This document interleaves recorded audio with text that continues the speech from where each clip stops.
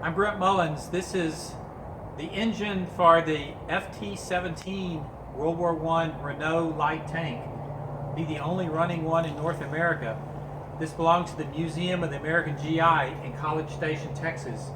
We've been restoring this tank for almost 2 years, and we finally have the engine ready to start. I'm going to walk around the engine and give you a little explanation of what you're looking at on it. This, of course, is the hand crank mechanism. This is the original hand crank we're fortunate enough to have for the tank. This sticks out the tail of the tank right here. So this is the front of the engine, the rear of the engine, but the engine faces to the rear in the tank. You see, it engages and you hand crank the engine. The engine has no electrical system. All there is the SEV magneto. This wire hanging off right here is improvised to kill the magneto, which originally it has a switch in the tank. So in order to stop the magneto, we ground it to the engine. We walk around this way. This is the fuel pump. It's actually an air pump that works the fuel pump. This is a copy that we made for an original that we borrowed from another collector in France. It's exactly like the original. The air goes in back here and it pulsates the brass diaphragm, and the fuel is on this side, and it moves the fuel from the fuel tank to the auxiliary fuel tank here. This is the oil filler pipe. These are the cylinder fuelers that you pour. Actually have a little bit of gasoline. This is to prime the cylinders. You pour a little gasoline in it, then you turn the valve and it releases it into the cylinder. This is to prime each cylinder.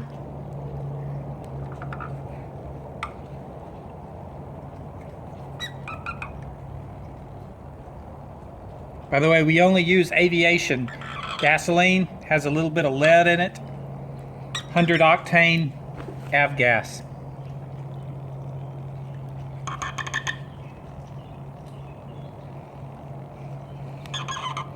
Walking on around the engine, this exhaust manifold, this is the valves in here. This is the flywheel and clutch. This groove right here is to run a belt that runs a squirrel cage fan that's inside of the radiator that sits approximately right here. If you'll notice that we have improvised a cooling system for the engine to run on the stand here. So we have a water hose running into the lower portion, fills the water jacket with water, then exits out through here. We already have it running right now. Coming around here, this is the auxiliary fuel tank. It's fed from a larger fuel tank that sits behind the radiator. The fuel comes down and it goes into the carburetor here. This is the original Zenith carburetor. Open it up. You can see the float in here. The fuel is turned off right now. We're going to fill the fuel tank in a minute. This is blocked off right here. This goes to the main fuel tank.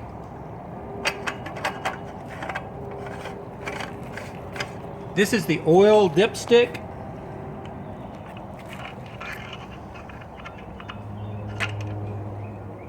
You can see the markings on it. It's between 4 and 5 with oil right now. You notice the whole crankcase of the engine is made out of aluminum, which in 1918 was a very new alloy, and aluminum was worth about $1 a pound in 1918, which was a pretty significant amount of money. The whole upper part of the cylinder block is cast in one piece, so there is no cylinder head. When the engine is built, the cylinder block is turned upside down and the pistons are loaded in from the bottom. Like I say, this is the magneto, and this is the governor for the engine right here. The magneto is made by SEV in France, and I think that about covers it. We're going to put some gasoline in it now.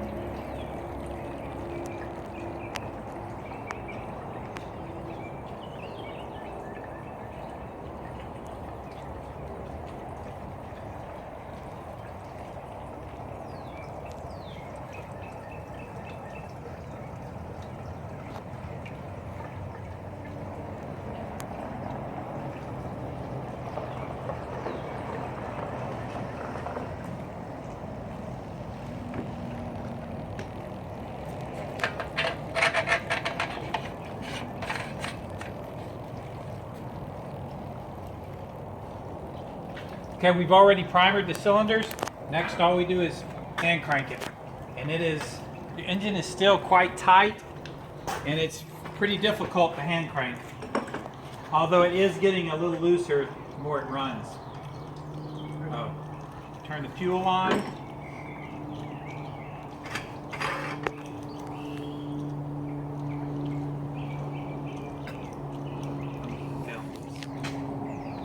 Fuel is filling up the carburetor and the floats. Floats now up at the top.